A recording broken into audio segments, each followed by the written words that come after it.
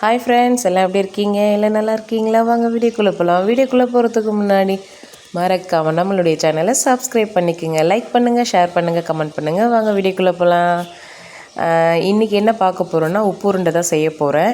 அதை எப்படி செய்ய போகிறேன்னு நான் செஞ்சு நேற்று பார்த்தேன்.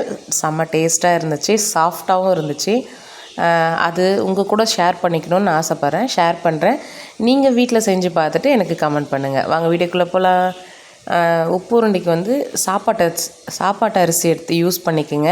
ஒரு சிலர் பச்சரிசி கூட யூஸ் பண்ணுவாங்க. நான் பச்சரிசி யூஸ் பண்ணல, சாப்பாட்டு அரிசி தான் யூஸ் பண்ணியிருக்கேன். சாப்பாட்டு அரிசி 2 அழகு போட்டு ஊற வச்சு எடுத்துக்கோங்க. எடுத்து நல்லா 2 மணி நேரம் ஊற வச்சு நல்லா கழுவி நைஸாக அரைச்சி எடுத்துக்கோங்க. ரொம்ப நைஸாக வேண்டாம், கொரகொரப்பாக அப்படியே அரைச்சி எடுத்துக்கோங்க.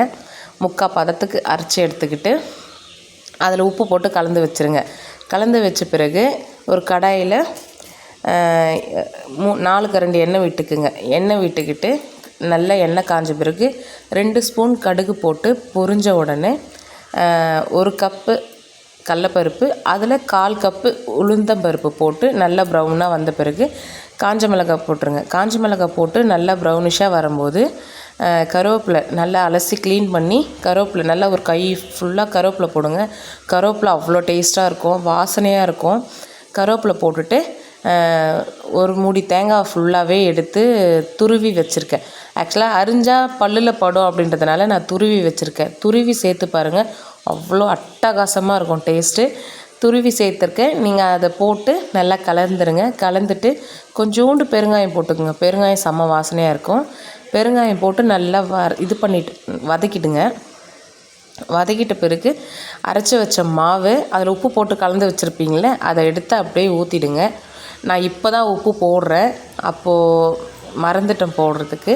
நான் இப்போ தான் போட்டிருக்கேன் உப்பு போட்டு நல்லா கலந்து கடாயில் ஊற்றிடுங்க. ஊற்றிட்டு ஒரு 5 நிமிஷம் கலந்துக்கிட்டே இருங்க. ஒரு மாதிரி கட்டி பதம் வரும். கட்டி பதம் தொட்டு பாருங்கள். தொட்டு பார்த்து நம்ம கையில் ஒட்டலை அப்படின்னா, இது மாவு மாதிரி இருக்குது பார்த்தீங்களா, நல்லா கலரினே இருக்கும்போது இப்போ தொட்டு பார்த்துட்டு நம்ம கையில் ஒட்டலை அப்படின்னா, இந்தமாரி உருண்டை பிடிக்கிற மாதிரி வந்துச்சுன்னா மாவு ரெடி. அடுப்பை ஆஃப் பண்ணிவிட்டு ஒரு இட்லி குண்டானை வச்சு தேவையான அளவு தண்ணி ஊற்றி அதுக்கு நடுவு தட்டு வச்சு மூடி போட்டுருங்க.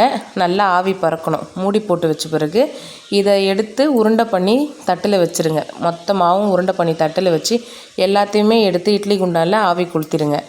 ஒரு 10 நிமிஷம் வச்சு எடுத்திங்கன்னா போதும், சூப்பரான உப்பு உருண்டை ரெடி. நீங்கள் வீட்டில் ட்ரை பண்ணிவிட்டு எனக்கு கமெண்ட்டில் சொல்லுங்கள். இன்னொன்று என்னென்னா, நேற்று பால் பணியாரம் போட்டிருந்தேன். எல்லாம் அதை பார்த்தீங்களான்னு தெரியல. பார்த்துட்டு எனக்கு கமெண்ட் பண்ணுங்கள், செஞ்சு பார்த்துட்டு. அதுக்கப்புறம் இதுக்கு சைடிஷ் வந்து கார சட்னி நல்லா காரசாரமாக வச்சுருந்தீங்கன்னா அட்டகாசமாக இருக்குங்க.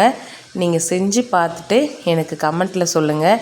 என்னுடைய வீடியோஸ் பார்த்து கமெண்ட் பண்ணுற அனைத்து நல்ல உள்ளங்களுக்குமே ரொம்பவே நன்றி. Thank you so much. இதை ட்ரை பண்ணிவிட்டு எனக்கு கமெண்ட்டில் சொல்லுங்கள். பாய்.